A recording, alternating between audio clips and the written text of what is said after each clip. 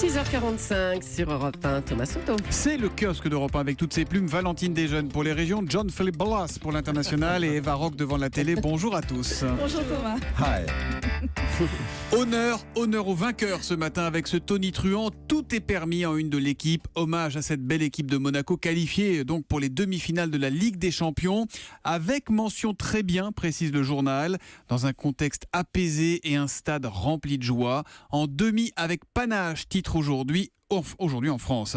Tout est permis avec Monaco, tout est possible avec la présidentielle. En une du Figaro, François Fillon y croit. Je serai au second tour, dit-il. François Fillon que vous ne lirez pas dans Le Monde. Le journal qui nous raconte avoir demandé un entretien de politique générale comme pour les principaux candidats avec François Fillon. Son entourage a d'abord dit oui il y a plusieurs semaines avant de poser comme condition de ne pas avoir à répondre à des questions sur les affaires. Nous avons refusé car il nous semble évident que les hommes politiques n'ont pas à décider des questions qui leur sont posées, regrette le directeur de la rédaction Luc Bronner.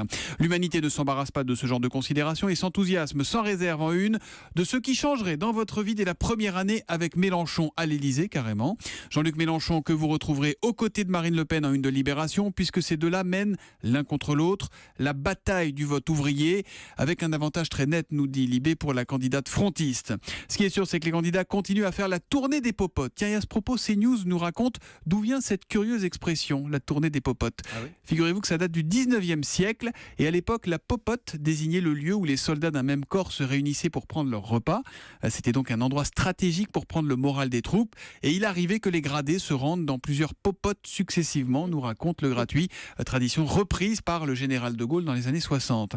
Et puis signalons le dossier bien fait, complet et original de l'Express sur la vraie vie des candidats.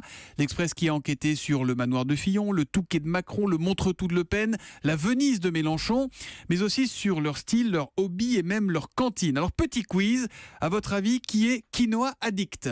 C'est Mélenchon. Ça, c'était Mélenchon, facile il a pour vous dit, chauffer. ouais. Qui fait le grand écart entre la simple planche de charcuterie fromage et la soupe d'artichaut à la truffe ? Emmanuel Macron. Le grand écart, c'est Macron. Qui est andouillette et rognon de veau à la moutarde, plus dessert ? Marine. Non, François Fillon. Ah bon ? Et qui est... Il reste Marine Attention, il y a Le Pen. peut-être un piège, qu'il y a plusieurs femmes candidates. Qui est la reine du sandwich triangle ? Nathalie Arthaud. Ouais, Nathalie Arthaud ? Marine Le Pen. 3-1 dans la presse quotidienne régionale. Avec vous, Valentine Desjeunes, s'il vous plaît. Oui, et la Corrèze qui va redevenir un département normal. C'est à la une du Populaire du Centre.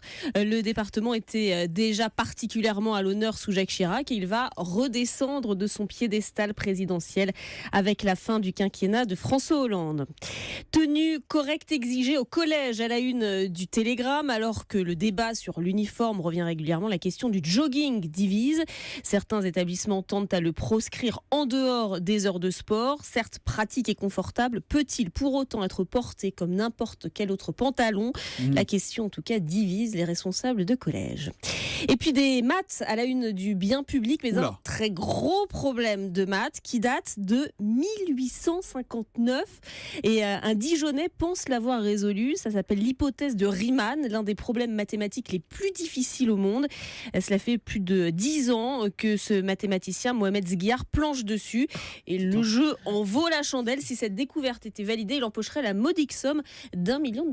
Ah quand même. Ah oui, ça vaut le coup. Qui lui donne $1 million pour une découverte ? Je sais pas, mais il a copié sur moi. Il a tout pompé sur ma feuille.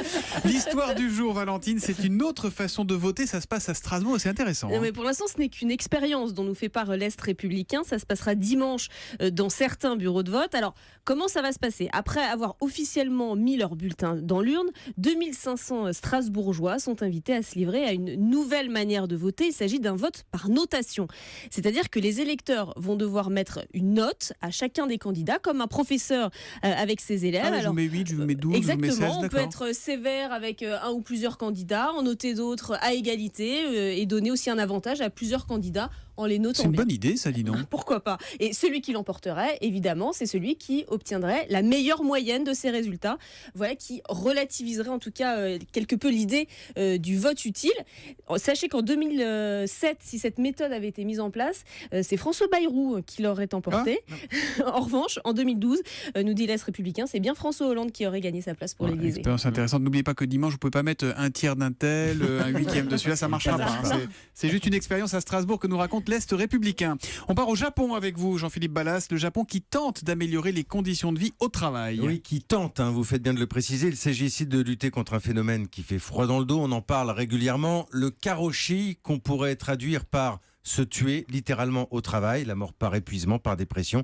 On a des centaines de décès tous les ans à Tokyo et ailleurs. Et pour faire en sorte que les employés ne passent plus leurs jours et leurs nuits enchaînés à leur bureau, eh bien le gouvernement compte bientôt plafonner le nombre d'heures supplémentaires. Seulement, le chiffre donné par la presse nippone n'a rien de vraiment rassurant. Un plafond de 100 heures supplémentaires par mois.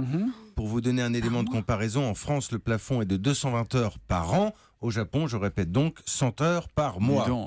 C'est plutôt préoccupant dans un pays où la durée légale du travail est de 40 heures par semaine, avec un plafond des heures sup qui explose régulièrement au gré des accords d'entreprise. C'est un vrai problème de santé publique, mais pour celles et ceux qui combattent cette souffrance, cette mort au travail, eh bien ce geste du gouvernement, c'est plutôt un pas en arrière qu'une réelle avancée, parce que 100 heures supplémentaires par mois, finalement, c'est une façon d'acter des pratiques d'un autre temps qui détruisent des vies, des familles. C'est ce que disent les associations japonaises qui font part aujourd'hui de leur tristesse. On part de loin, malgré tout, dans ce pays. Un dernier exemple que j'ai trouvé dans le Japan Times, il est notamment question de fixer un nombre d'heures de repos minimum entre la fin d'une journée de travail et le début de la suivante. En Europe, il faut au moins 11 heures de repos.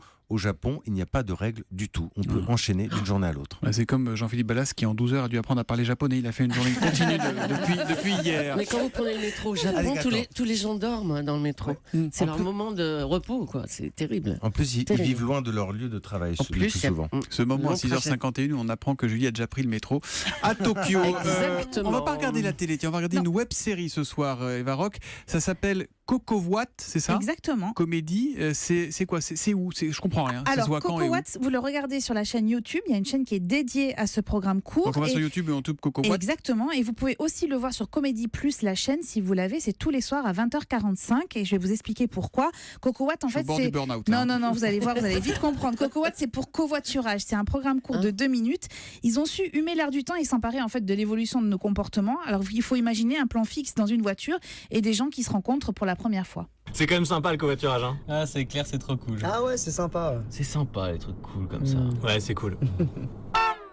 Voilà, c'est cool, c'est super. Enfin, quand ça se passe bien. Il y a du dialogue, hein. Non, mais vous allez voir. C'est cool, c'est super.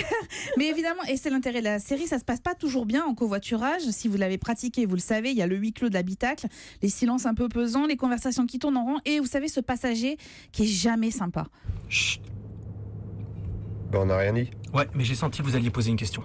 Et alors, le garçon va vite s'énerver face au conducteur et à un autre passager qui est totalement médusé. Moi, je vais vous dire ce qui va se passer. On va chercher un petit sujet de conversation bien conventionnel, un bon petit truc bien politiquement correct, surtout pour pas s'embrouiller pendant tout le trajet, et ça va servir à rien. Voilà. On peut parler cinéma, par exemple. Oui, T'as vu Interstellar ? Ouais, j'ai vu C'est bien Interstellar. Ah ouais, c'est un film qui fait vachement réfléchir sur le temps qui passe. Hein.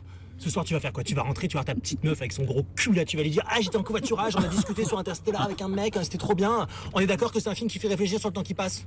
Voilà, ça pourrait vous vacciner contre le covoiturage. En fait, Coco Watt, c'est une équipe de jeunes gens qui a lancé cette série sur le web jusqu'au moment où la chaîne Comédie Plus a repéré la fiction et a décidé de la diffuser tous les soirs.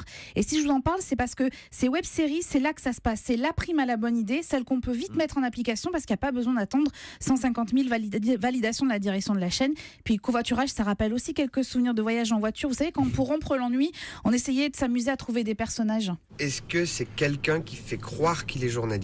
Ouais. Yann Barthès. Non. Superman. Ah putain ! Voilà, ça s'appelle Coco Watt et c'est à voir soit sur Comédie Plus si vous l'avez tous les soirs, soit sur la chaîne YouTube. Moi, avec mon frère en voiture, on comptait les Renault et les Peugeot. Oui. Voilà. Moi, je jouais aux immatriculations. C'est pour ça que je connais tous les départements. Et leur... On devrait faire une série avec Julie. C'était déjà les mêmes immatriculations à l'époque ? Quoi ? Allez, merci les kiosquiers.